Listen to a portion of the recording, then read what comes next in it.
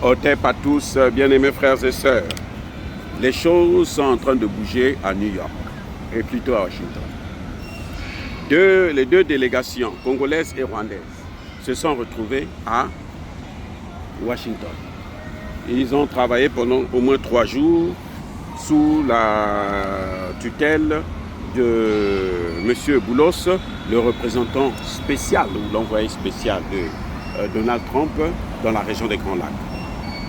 Et aussi la vice-secrétaire générale de secrétaire d'État américain. Et ils sont aboutis à une conclusion.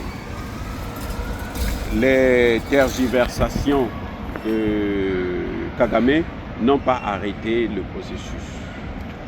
Voilà. Kagame fait son cinéma, le fond malade bien sûr, mais les choses avancent à son désavantage.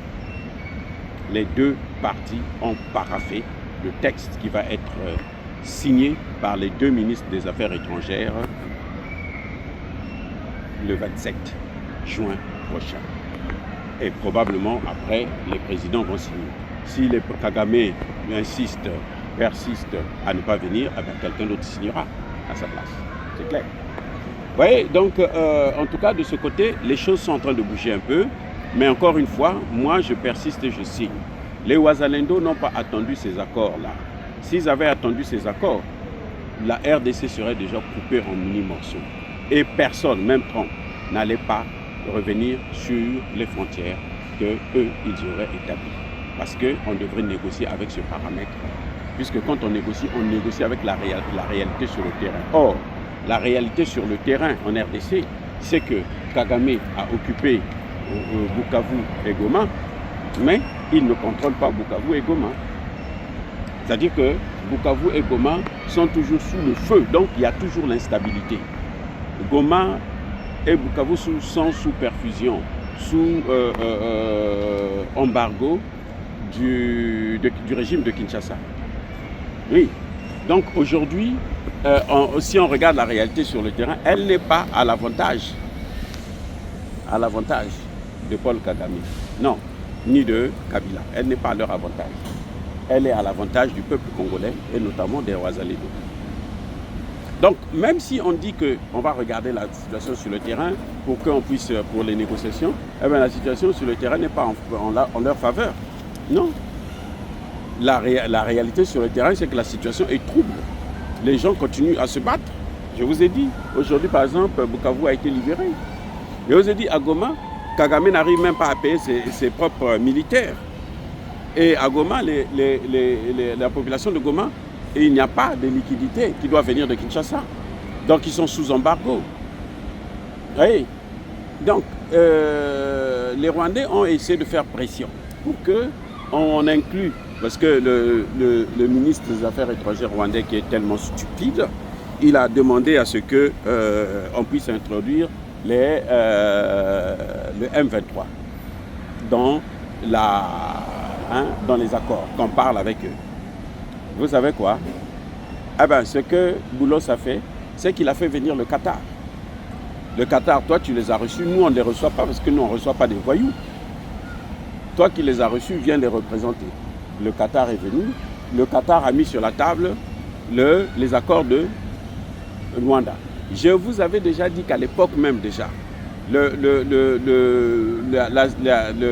mémorandum qui a été signé sur le principe de paix entre la RDC et le Rwanda, c'était exactement les accords de Luanda. C'est ce que Lorenzo avait fait. C'est ça qu'on a mis sur la table. On leur a mis ça sur la table. Ils ont tergiversé, on leur a remis ça encore aujourd'hui. Et cette fois-ci, je pense qu'ils ne peuvent plus changer encore quoi que ce soit. Parce que là, ce sont les groupes d'experts rwandais et congolais qui sont venus pour parler de la situation. Oui. Ils sont venus avec leur idée de FDLR encore et autres. FDLR, ok, le Congo va se battre pour qu'ils puissent lutter contre les FDLR. Encore faudrait-il qu'on puisse les retrouver, que ça puisse exister. Donc, pour essayer de leur donner quelque chose, on a introduit encore ce paramètre de FDLR. Mais tout le monde sait que le FDLR n'existe pas. Ce qui existe, ce sont les minerais. Les FDLR, pour Kagame, ce sont les minerais congolais. Et donc, ces minerais-là, ben, puisque les Américains vont prendre tout, eh ben, lui, il n'aura plus rien.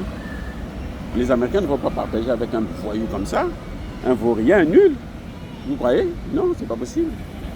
Donc, quand l'autre est venu, il a dit, oui, il y a un processus de négociation. Le Congo a accepté de négocier, mais les négociations doivent se conclure à travers les accords de Goma, de Nairobi, où on va les prendre, on va les introduire dans l'armée, et puis après maintenant, bon, on va les cantonner et on va les sélectionner, les séparer. Comment vous voulez? Ils ont allé dire au Qatar qu'ils sont 80 000 soldats. Ce qui est faux déjà. Et encore, ce sont des Rwandais. Donc on va les prendre, les 80 000 soldats, on les cantonne, et puis on les sélectionne. Parmi eux, les Congolais vont rentrer dans le processus de Nairobi, et puis les autres, on va les renvoyer au Rwanda. Donc d'une manière ou d'une autre, le Rwanda est perdu, le Rwanda est fini, il ne peut plus faire autrement. Les ministres des Affaires étrangères devraient signer ces accords. Monsieur Olivier, je ne sais pas quoi, hein, qui croyait que c'est lui qui avait le contrôle de la situation, il ne pourra pas, en tout cas, contrôler cette situation et ce n'est pas possible. Vous voyez? Donc, voyez, c'est un peu ça. Ça, ce sont les aléas du direct, quand on est en train de travailler. On est en train de travailler. OK?